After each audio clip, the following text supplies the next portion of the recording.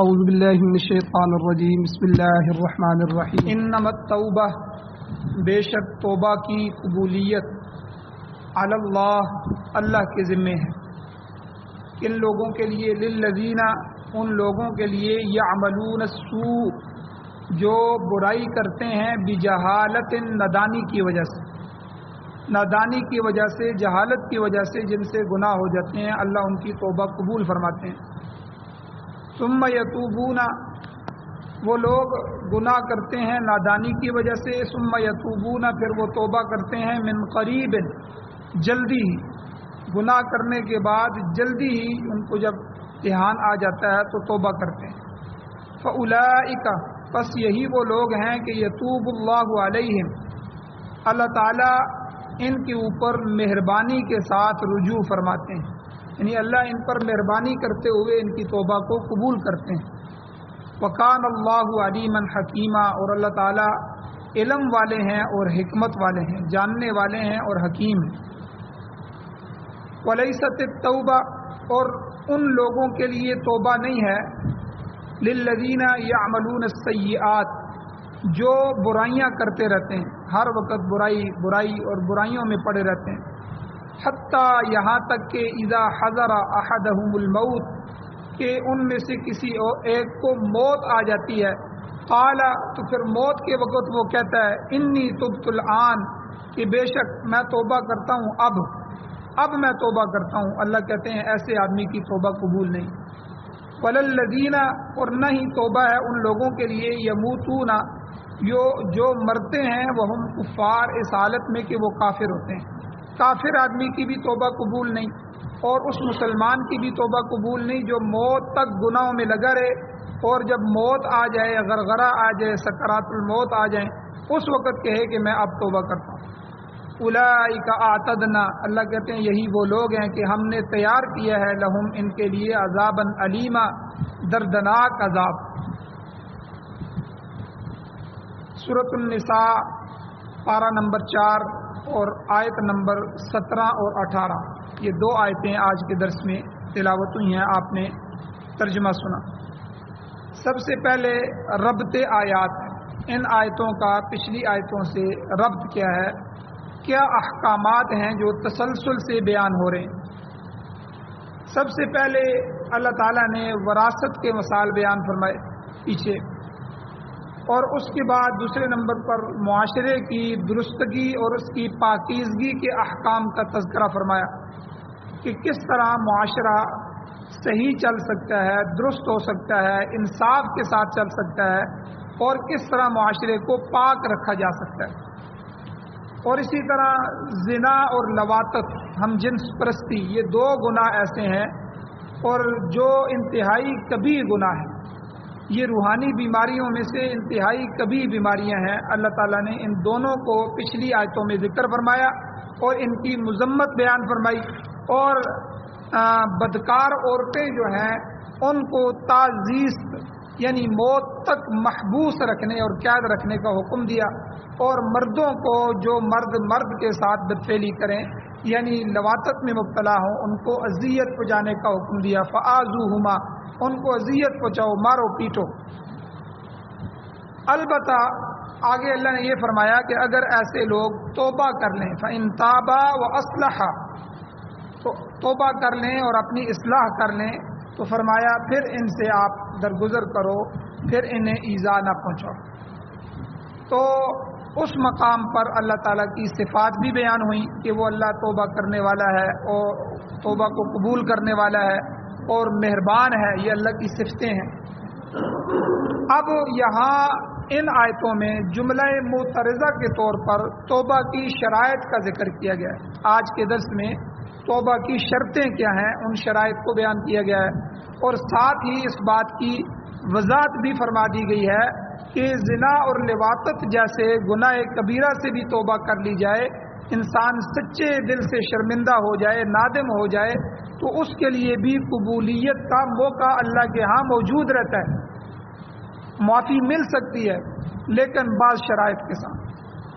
اور اس کے بعد پھر وہی آگے معاشرتی احکام آ جائیں گے جو پیچھے سے ذکر ہو رہے ہیں. نکاح کا تذکرہ ہے، عورتوں کے حقوق کا تذکرہ ہے. یعنی پہلے بھی یہی تذکرہ آ رہا تھا، آگے بھی یہی آئے گا. بیچ میں جو ہے یہ اللہ تعالیٰ نے جملہ معترضہ کے طور پر جو ہے، یعنی جملہ معترضہ اسے کہتے ہیں کہ ایک بندہ ایک بات کر رہا ہو، اس بات کے درمیان میں کوئی اور بات ضروری کر دے لیکن وہ اس موضوع سے متعلق نہ ہو، اسے جملہ معترضہ کہتے ہیں. تو اللہ تعالیٰ نے یہ بیچ میں چونکہ توبہ کا تذکرہ ہوا تو توبہ کی تفصیل اور توبہ کی شرائط اللہ نے بیان فرما دی. پھر آگے اسی طرح پھر دوبارہ وہی سلسلہ جو پیچھے سے چلا آ رہا ہے، نکاح کا، عورتوں کے حقوق کا اور بعض دیگر معاشرتی مسائل جو ہمیں پیش آتے ہیں ان کا بیان آگے پھر اللہ تعالیٰ بیان فرمائیں. اب یہاں ارشاد ہوتا ہے، اللہ فرماتے ہیں انما التوبۃ علی اللہ، بے شک توبہ قبول کرنا اللہ تعالیٰ کے ذمے ہے. ایک بات یہ پتہ چلی کہ کوئی آدمی کسی آدمی پر فتویٰ نہیں لگا سکتا کہ یہ فلاں ایسا ہے فلاں ایسا ہے. کوئی آدمی اپنے بارے میں بھی یہ نہیں کہہ سکتا کہ میں جنتی ہوں. موت تک فکر ہے، پتہ نہیں ہے میرے ساتھ کیا ہوگا. یہ جتنی بھی میں نمازیں پڑھ رہا ہوں، تلاوت کر رہا ہوں، اللہ کی شایان شان نہ ہوئی تو اللہ رد کر دیں. تو ڈرتے ہوئے مانگتے ہوئے زندگی گزارتا ہے اور پھر موت کے بعد پتہ چلتا ہے کہ میرا جو ہے وہ ٹھکانہ کیا ہے. تو بہرحال ہمارے ذمے جو ہے وہ عمل کرنا ہے. ہاں کسی کی برائی دیکھ لی جائے جس کو اللہ نے برا کہا ہے تو اس کی برائی کو مٹانے کی کوشش کی جائے کہ یہ بندہ اس برائی سے باز آ جائے. اور توبہ جو ہے یہ صرف اللہ کے ذمے ہے، اللہ ہی توبہ قبول کر سکتے ہیں. اللہ سے ہی معافی مانگنی چاہیے، اللہ کے سامنے ہی جھکنا چاہیے، اللہ کے سامنے ہی شرمندگی کے آنسو بہانے چاہیے. تو اس لیے اللہ نے فرمایا انما التوبۃ علی اللہ، توبہ کا قبول کرنا، توبہ کی قبولیت وہ اللہ کے ذمے ہے. کس کے لیے، کن لوگوں کے لیے اللہ توبہ قبول کرتے ہیں؟ اللہ کہہ رہے ہیں للذین، ان لوگوں کے لیے کہ یعملون السوء بجہالۃ، جو برائی کرتے ہیں، گناہ ہو جاتا ہے ان سے لیکن جہالت اور نادانی کی وجہ سے، جان بوجھ کے نہیں کرتے، جہالت کی وجہ سے ہوتا ہے، نادانی ہو جاتی ہے. اب یہاں آیت کے ظاہری الفاظ سے یہ محسوس ہوتا ہے کہ صرف اسی گناہ کی توبہ قابل قبول ہے جو بے سمجھی کی وجہ سے سرزد. بظاہر آیت سے یہ مطلب سمجھ آ رہا ہے، یعنی مطلب یہ ہوگا کہ جو برائی جان بوجھ کر آمدن کی جائے اس کے لیے معافی کی کوئی گنجائش نہیں، بظاہر یہ معلوم ہو رہا ہے. لیکن مفسرین اکرام فرماتے ہیں کہ ایسا نہیں، بلکہ دوسری آیات کو بھی سامنے رکھا جائے اور احادیث مبارکہ کو بھی سامنے رکھا جائے تو مسئلہ یہ سامنے آتا ہے کہ ہر گناہ چاہے وہ عمدن سرزد ہو، جان بوجھ کر کیا ہو، یا خطاً ہو یعنی غلطی سے ہو گیا، جہالت اور نادانی سے ہو گیا، ہر حالت میں قابل معافی ہے. کیونکہ یہاں پر جہالت سے مراد حماقت اور بے وقوفی ہے، اور گناہ جب بھی کیا جائے وہ حماقت ہی کا نتیجہ ہوتا ہے. اور حماقت اس لیے کہ گناہ کرنے والے کی نظر گناہ کے انجام تک نہیں پہنچتی، جس کی وجہ سے وہ گناہ کا اقدام کر لیتا ہے، گناہ کر لیتا ہے. اگر گناہ کا انجام اس کے سامنے ہو تو کبھی گناہ پر وہ قدم نہ بڑھائے، اقدام نہ کرے. مگر حقیقت یہ ہے کہ جب بھی کوئی شخص برائی کا ارتکاب کرتا ہے تو اس پر غفلت کے پردے پڑے ہوتے ہیں. وہ موقع سے، محل سے، حالات سے، کسی آدمی سے مجبور ہو جاتا ہے یا کوئی ایسا فضا بن جاتی ہے کہ اس سے وہ گناہ ہو جاتا ہے. تو بہرحال جہالت سے مراد یہ ہے کہ گناہ کرتے وقت انسان کے ذہن اور فہم پر پردے پڑے ہوئے ہوتے ہیں. گناہ آمدن ہو، جان بوجھ کر ہو یا بھول کر ہو، انسان اس کے انجام سے غافل ہوتا ہے. اس لیے فرمایا کہ توبہ ان لوگوں کے لیے ہے جو جہالت کی وجہ سے گناہ کے مرتکب ہوتے ہیں. امام غزالی رحمۃ اللہ علیہ اپنی کتاب احیاء العلوم میں تحریر فرماتے ہیں کہ گناہ کے اقدام کے 3 درجے ہیں. دنیا میں 3 قسم کی مخلوقات یا انسان ہیں جن سے گناہ ہونا یا نہ ہونا یہ معاملات ہوتے ہیں. تو یہ 3 قسم کے ہیں جو گناہ پر اقدام. پہلا درجہ معصومین کا ہے. یاد رکھیں کہ 2 گروہ ایسے ہیں کہ جن کو اللہ نے خود فرما دیا کہ یہ معصوم ہیں، ان سے گناہ ہو ہی نہیں سکتے. سب سے پہلے فرشتوں کا گروہ ہے، ملائکہ کا۔ فرشتے ایسے ہیں کہ ان کے اندر اللہ نے گناہ کا مادہ ہی نہیں رکھا، بالکل ان کے اندر گناہ ہے ہی نہیں، وہ گناہ کر ہی نہیں سکتے۔ اور دوسرا گروہ جو ہے وہ انبیاء علیہ السلام کا ہے، نبی، جتنے بھی انبیاء آئے ان کے اندر گناہ کا مادہ تو ہے لیکن ان سے گناہ ہو نہیں سکتا، وہ بھی معصوم ہے۔ تو یہ دو طبقے پہلے درجے میں آتے ہیں، معصومین کا طبقہ جو معصوم ہیں، کہ یہ دونوں گروہ گناہ پر اقدام کرتے ہی نہیں۔ انبیاء بڑے اعلیٰ مرتبے کے لوگ ہوتے ہیں، ان سے جو معمولی سی معمولی لغزش بھی ہو جاتی ہے وہ اگرچہ عام لوگوں کے لیے گناہ بھی شمار نہیں ہوتا مگر انبیاء کے لیے قابل مواخذہ ہوتا ہے۔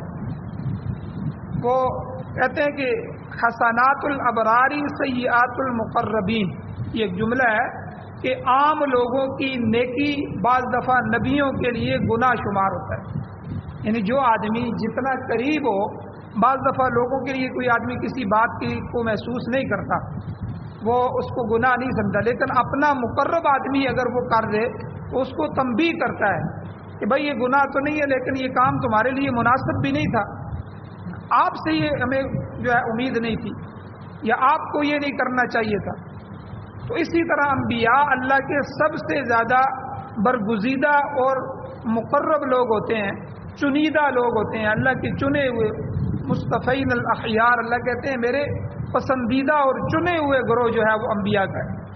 تو اس لیے بعض دفعہ لیکن اسی لیے حضور علیہ السلام پر تہجد فرض تھی۔ اب عام امت کے لیے تہجد فرض نہیں ہے، کوئی امتی اٹھتا ہے تو ٹھیک ہے، بہت بڑی بات ہے، اللہ کا قرب نصیب ہوتا ہے، تہجد کے بے شمار فضائل ہیں، اللہ تعالیٰ اس وقت مغفرت کے اعلان کر رہے ہوتے ہیں جب ساری مخلوق سوئی ہوتی ہے۔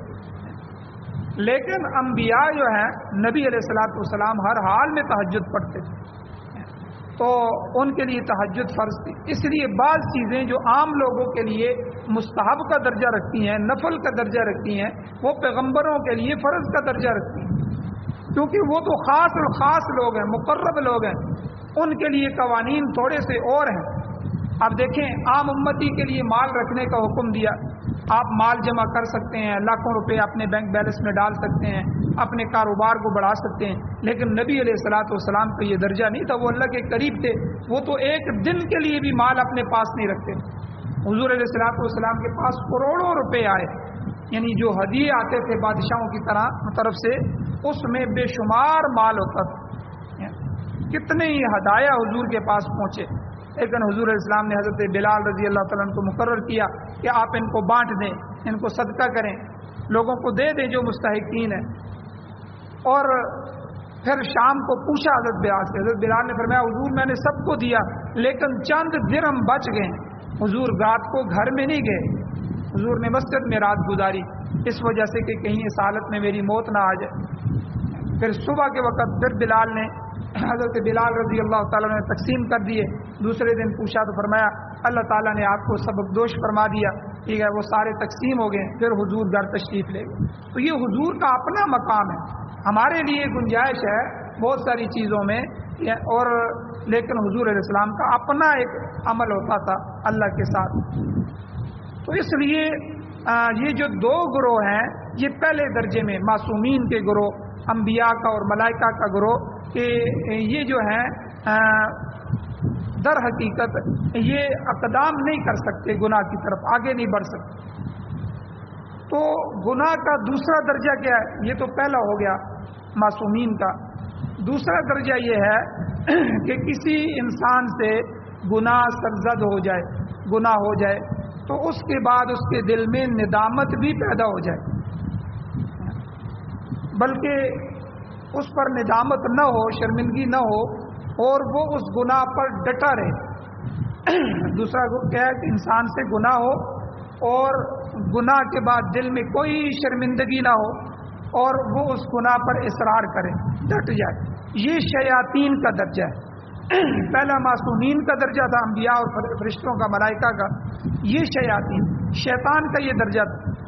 اب شیطان دیکھیں کہ اتنا بڑا عبادت گزار تھا، اتنا بڑا عالم تھا کہ اسے سارے علوم حاصل تھے، اور عبادت کرتے کرتے کرتے جنوں میں سے وہ فرشتوں کے جو ہے وہ ساتھ ان کے درجے میں پہنچ گیا، ان کے ساتھ پہنچ گیا، اور پھر جنت کی کئی چیزیں اس کے حوالے کر دی گئی۔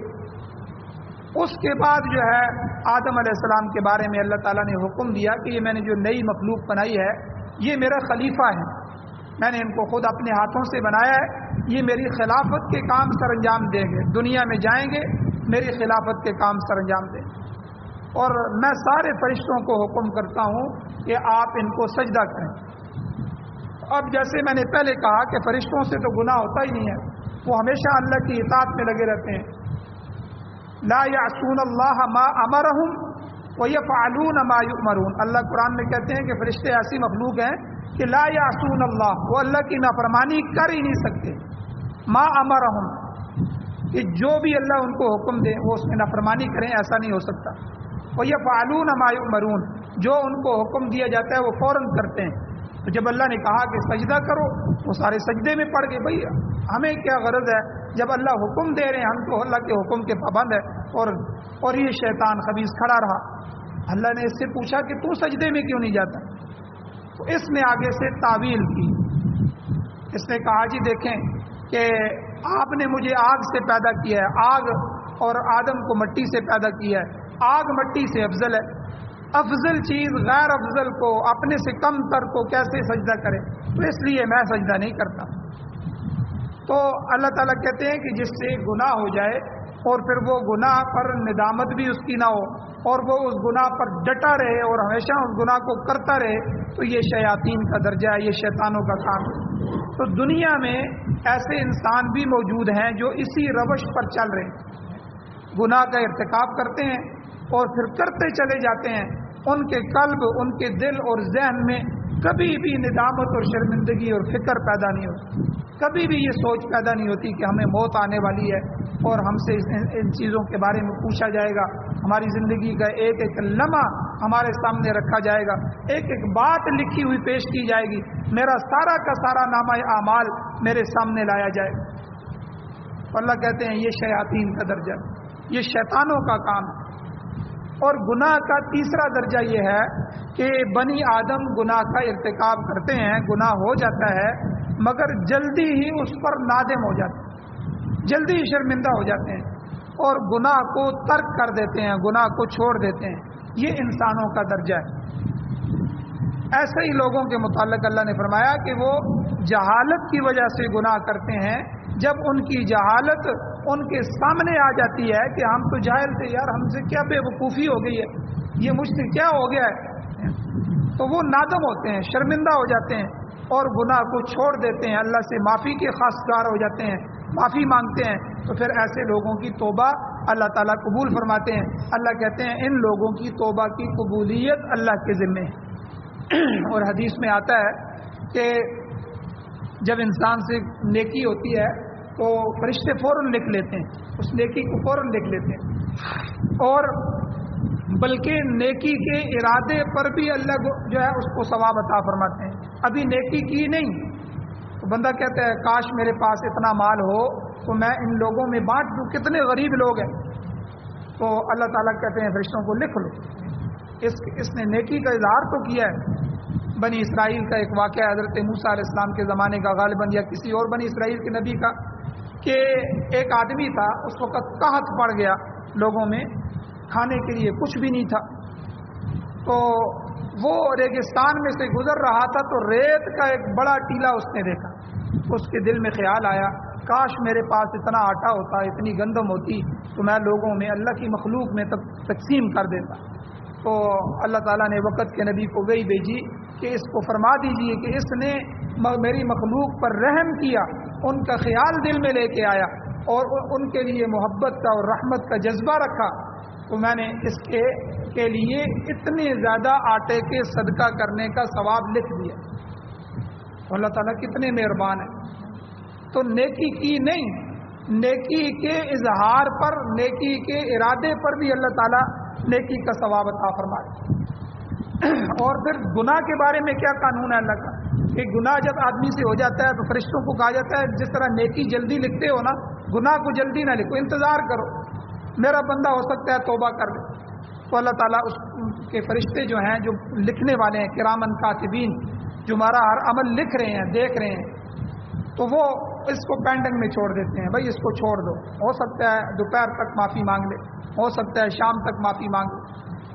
تو جب ان کی ڈیوٹیاں تبدیل ہوتی ہیں اور وہ بندہ اس کو پتہ ہی نہیں ہوتا مجھ سے کوئی گناہ ہوا ہے کہ نہیں، اس لیے مومن اور منافق کی مثال اللہ کے نبی نے حدیث میں فرمائی کہ مومن آدمی سے جب گناہ ہوتا ہے تو اس کو ایسے محسوس ہوتا ہے جیسے پہاڑ اس پہ گر گیا ہے، یعنی وہ اتنا تڑپتا ہے اور وہ بے چین ہوتا ہے کہ یہ مجھ سے کیا ہو گیا۔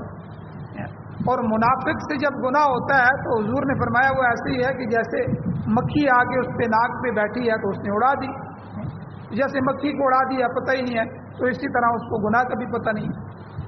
تو اللہ تعالیٰ فرشتوں کو کہتے ہیں کہ گناہ لکھنے میں جلدی نہ کرو، ہو سکتا ہے یہ نادم ہو جائے، شرمندہ ہو جائے، اس کو احساس ہو جائے، اپنی نادانی بے وقوفی اور جہالت کا پتہ چل جائے تو اور یہ توبہ کرے تو اس کے گناہ کو اس کے نامہ اعمال میں لکھا ہی نہ جائے۔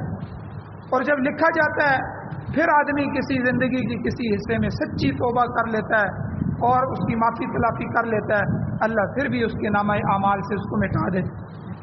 اتنا رحیم اور کریم رب اللہ تعالیٰ اللہ نے ہمیں اپنی ذات عطا فرمائی ہے۔ تو بہرحال یہ 3 درجے ہیں گناہ کے، تو توبہ کا دروازہ جو ہے یہ کھلا ہوا ہے۔ تو حضور علیہ الصلوۃ والسلام کا ارشاد گرامی ہے، حدیث میں آتا ہے التائب حبیب اللہ، حضور نے فرمایا توبہ کرنے والا یعنی گناہ سے صحیح طور پر توبہ کرنے والا اللہ کا دوست ہے، اللہ کا محبوب ہے۔ آپ اندازہ فرمائیں ہم سے کوئی جو ہے وہ غلط کام کر دے، کوئی ہمیں گالی دے دے یا ہماری بے احترامی کر دے اور اس کے بعد جو ہے ہم اس سے خفا ہو جاتے ہیں، پھر وہ ہمارے دروازے پہ آئے تو ہم اس کو لان تان کرتے ہیں، اس سے جرگے کرواتے ہیں۔ لیکن اللہ تعالیٰ کیا کہہ رہے ہیں کہ جو گناہ کرنے والا ہے اور گناہ سے توبہ کرنے والا ہے وہ اللہ کا دوست ہے۔ اللہ کے نبی نے فرمایا التائب حبیب اللہ، اللہ اس کو محبوب بنا لیتے ہیں، اس کے گناہ کو معاف کرتے ہیں۔ اور آپ علیہ الصلوۃ والسلام کی ایک اور حدیث ہے، ارشاد فرمایا التائب من الذنب کمن لا ذنب لہ، کہ گناہ سے توبہ کرنے والا ایسا ہے کہ گویا اس نے گناہ کیا ہی نہیں، یعنی جب توبہ کر لیا معافی مانگ لی اللہ تعالیٰ ایسے صاف کر دیتے ہیں کہ جیسے اس نے کیا ہی نہیں ہے۔ اور یہ تو توبہ کرنے والے کے لیے انعام ہے کہ اللہ اس کو اپنا محبوب بناتے ہیں، اس کے گناہ کو نامہ اعمال سے مٹا دیتے ہیں۔ اب توبہ کس وقت تک قبول ہوتی ہے؟ توبہ کا وقت کیا ہے، کس وقت تک؟ علماء نے لکھا ہے کہ ما لم یغرغر، جب تک انسان پر غرغرہ واقع نہ ہو۔ غرغرہ کہتے ہیں سکرات الموت، موت کی سختیاں شروع ہو جائیں، آخری سانس اکھڑ جائے، جب اس پر حالت نزع طاری ہو جائے، پردہ اٹھ جاتا ہے، دنیا کے پردے ختم ہو جاتے ہیں، آخرت کے پردے اٹھ جاتے ہیں، فرشتے نظر آنے لگتے ہیں، اس وقت توبہ قبول نہیں ہوتی، توبہ کا دروازہ بند ہوتا ہے۔ یہ توبہ کا دروازہ اسی وقت تک کھلا رہتا ہے جب تک انسان کے ہوش و حواس بالکل قائم رہتے ہیں، برقرار رہے، ہوش میں ہوتا ہے، دنیا کے معاملات سے گزر رہا ہوتا ہے، بیٹے بیٹی کو بیوی کو پہچان رہا ہوتا ہے، معاملات چل رہے ہوتے ہیں، اس وقت تک جو ہے انسان کی توبہ کے لیے دروازہ کھلا رہتا ہے۔ دوسری حدیث میں آتا ہے کہ انسانوں کی توبہ قبول ہوتی رہے گی حتیٰ کہ قیامت آ جائے، یعنی پورے کے پورے عالم پر، پوری دنیا پر حالت نزع طاری ہو جائے۔ یعنی ایک تو آدمی ہوتا ہے، آدمی کی موت جو ہے اس کی قیامت ہے، ایک دنیا کی موت دنیا کی قیامت ہے، ساری دنیا پر ایک دفعہ قیامت آئے گی، موت آئے گی، اس کے بعد قیامت شروع ہو جائے گی۔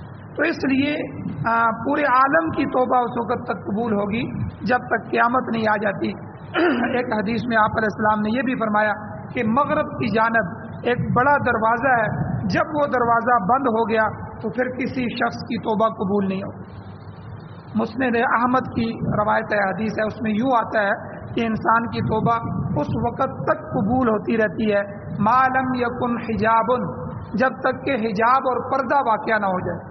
اور حجاب کی تفسیر آپ علیہ السلام نے یہ فرمائی کہ انسان کی جان اس حالت میں نکل جائے کہ وہ شرک میں مبتلا ہو، ایسے شخص پر ہمیشہ ہمیشہ کے لیے پردہ پڑ گیا، حجاب پڑ گیا۔